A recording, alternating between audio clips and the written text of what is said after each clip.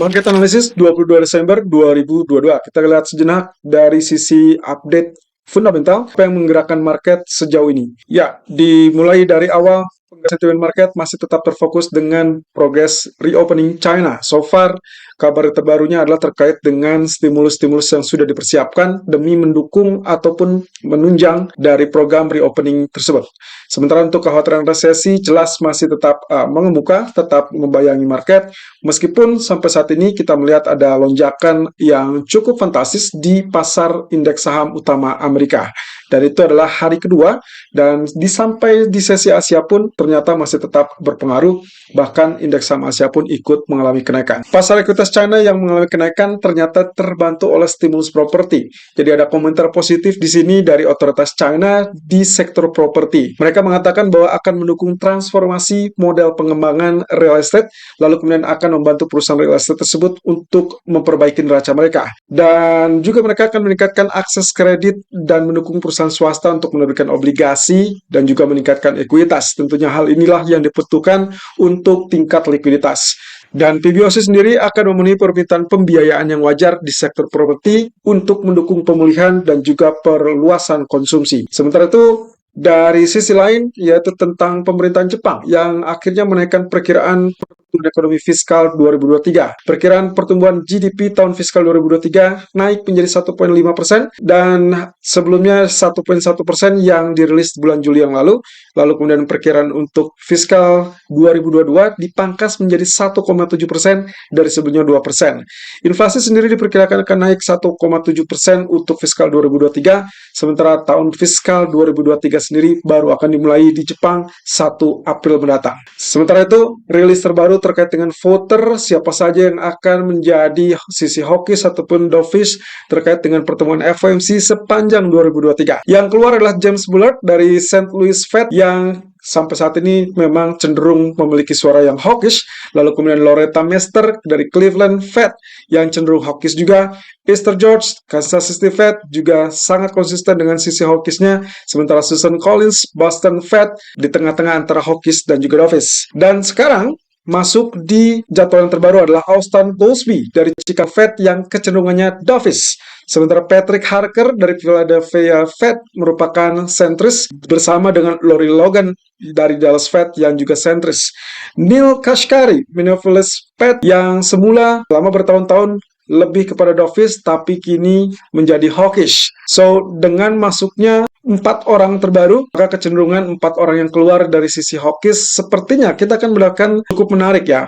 Voting yang akan dilakukan di FOMC 2023 mungkin saja lebih mendukung kepada arah pemberhentian ataupun cenderung kenaikan suku bunga yang relatif lebih kecil. Presiden regional bergantian setiap tahun, tapi kecuali untuk New York Fed, di mana mereka memiliki suara yang permanen di FOMC dan diwakili oleh John Williams. Sementara itu, ada yang keluar dan masuk, maka 7 anggota tersebut Dewan Gubernur tetap bertahan dan juga punya hak pilih. Di antaranya adalah Jerome H. Powell sebagai ketua, Lael Brainard sebagai wakil ketua, Michael S. Barr sebagai wakil ketua pengawasan, Michelle W. Bowman, Lisa D. Mesek, Philip Jefferson, dan juga Christopher J. Waller sebagai 7 anggota yang bertahan tersebut. Di sisi lain, data GDP malam ini akan menjadi sorotan, dan preview dari Scotia mengatakan tidak ada revisi lebih lanjut yang diharapkan.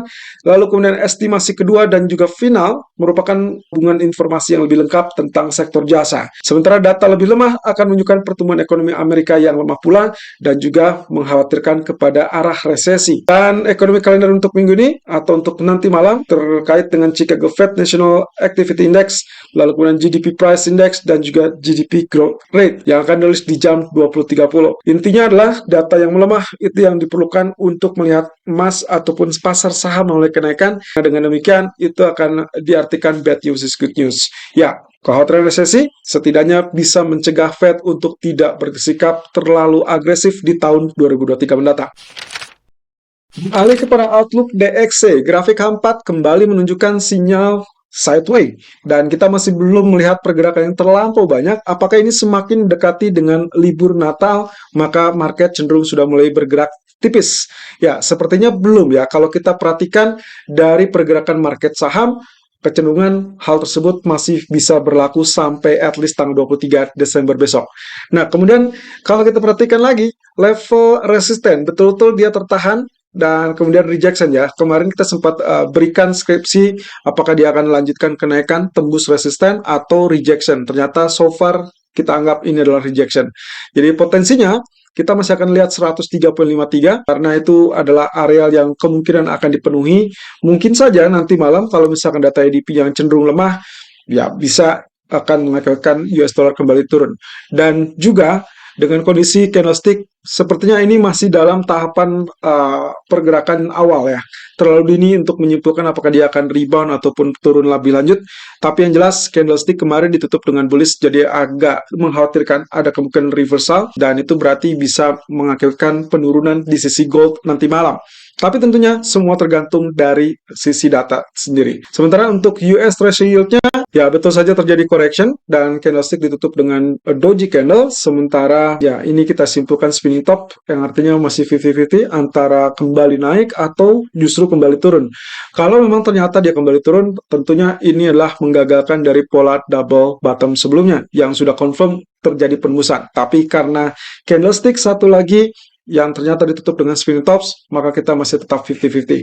Nah, kemudian kalau kita perhatikan dari sisi grafik H4-nya sendiri, ya kecenderungannya juga cenderung sideways. Jadi ingat bahwasannya sudah 2 atau 3 hari terakhir ini, dolar dan juga US Treasury yield bergerak berlawanan arah, sehingga kemungkinan kita akan mengambil patokannya dari sisi US Treasury yield untuk melihat apakah emas masih bisa untuk mulai kenaikan apa tidak. But anyway, semuanya juga masih bergantung dari sisi support dan resisten. Anda bisa lihat di sini, dia tertahan di sisi support. Kita bisa berharap apakah dia nantinya lanjutkan rebound kenaikan karena dia memang dianggapnya pullback atau kembali di dalam zona trendline tersebut. Kalau dia ternyata kembali di dalam zona trendline tersebut, maka emas pun kemungkinan bisa kembali turun. Tapi kalau dia kembali di atas atau rebound, maka kita bisa berharapkan emas kembali naik dan mengincar areal resisten tertentu.